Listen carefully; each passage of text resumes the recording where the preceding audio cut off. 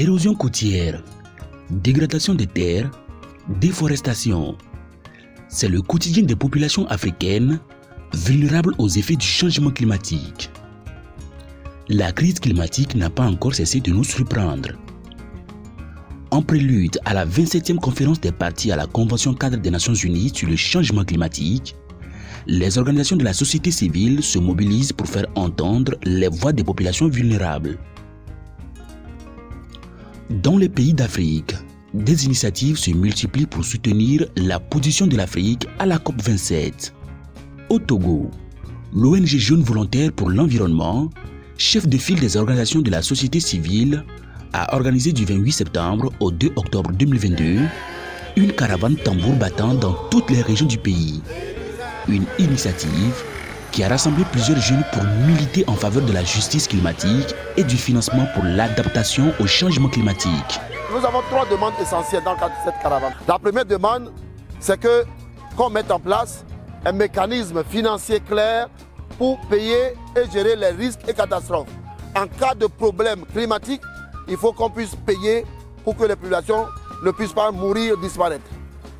Deuxième demande claire, c'est que dans les 100% de financement qui est en train de venir pour l'action climatique, au moins 50% doit aller à l'adaptation. Troisièmement, et on ne cessera jamais de le dire, il faut arrêter de continuer à pomper le pétrole du sous-sol. Il faut arrêter de continuer à sauver la planète. Dans la région maritime, notamment à Lomé et à Palimé, le comité d'organisation de cette caravane a rencontré les populations locales pour échanger avec elles sur les questions de changement climatique et les bonnes actions à mener pour son atténuation. Nous sommes au port de pêche de Lomé, l'un des piliers de l'économie togolaise. Ces dernières années, la pêche artisanale est menacée par les effets du changement climatique. Rareté des produits halieutiques, disparition des espèces de poissons, les acteurs de la filière pêche s'inquiètent de leurs conditions de vie. Nous avons été sidérés d'écouter des paroles assez touchantes, de voir comment ces communautés vivent avec les effets du changement climatique. Moi-même, j'ai pu apprécier un peu les difficultés qu'il y a parce que la diversité de poissons n'est plus là.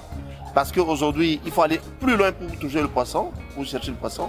Parce que l'érosion côtière affecte non seulement la vie économique, mais aussi la culture des gens, parce qu'ils nous ont dit que leurs cimetières, leurs marchés, leurs aires de jeu se trouvent aujourd'hui dans la mer. Il est important que les nations responsables de ce dérèglement puissent, n'est-ce pas, faire quelque chose en termes de financement, en termes de transfert de technologie, en termes d'appui technique, de formation. C'est seulement dans cette solidarité climatique, dans cet élan de justice climatique que nous pensons que ce monde pourra continuer à vivre. Si aujourd'hui on dit qu'il n'y a pas de poisson, mais ce n'est pas qu'il n'y a pas de poisson, il y a du poisson. Mais compte tenu du temps, la température que nous vivons actuellement, c'est ça qui fait que les choses ne sont plus en norme. Aujourd'hui, vous allez à la pêche, vous avez gagné un peu. Demain, vous croyez que ça sera un peu augmenté. Mais avant, c'est comme ça. Quand vous pêchez un peu aujourd'hui, demain, vous savez que la production doit faire moins 3 ou 4 jours avant de diminuer. Quand vous pêchez un peu aujourd'hui, demain, ça augmente jusqu'à 4 jours, ça diminue. Mais aujourd'hui, vous pêchez un peu, demain, il y a un autre mouvement qui est rentré dans la mer. C'est-à-dire que la production là, va cesser immédiatement. Le maire de la commune de Cloto 1 est porté à la tête des maires de l'Afrique subsaharienne, à la tête du COMESESA, qui est un organe qui lutte contre le changement climatique. Donc nous nous réjouissons du fait que nous accueillons cet événement, notamment la caravane qui va se dérouler sur la ville de Palimé et ses environs. Un tour sur la côte de Lomé dans la banlieue de Katanga, un village côtier de pêcheurs. Sur cette côte, le constat est déplorable. Des infrastructures et des habitats sont engloutis dans l'eau. L'érosion côtière fait rage. Si la mer est agitée, des fois même ça transporte nos poissons.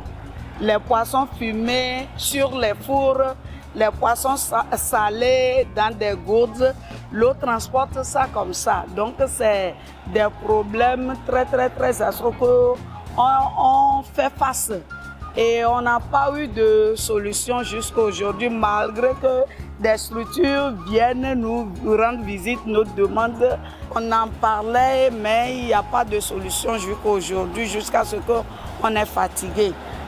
Je suis très fier de la caravane d'aujourd'hui. Ce matin, nous sommes là pour soutenir nos mamans par rapport aux activités qu'ils font ici. C'est des habitations que l'érosion côtière a cassé, que des gens se sont déplacés. Des gens habitaient ici, c'était des maisons et ces consoles-là. À Atapamé, dans la région des Plateaux, la caravane poursuit son chemin. Les communautés rurales qui subissent de plein fouet les effets du changement climatique ont été sensibilisées sur le phénomène. Elles sont désormais engagées dans cette lutte et ont transmis leur message à la coalition des organisations de la société civile.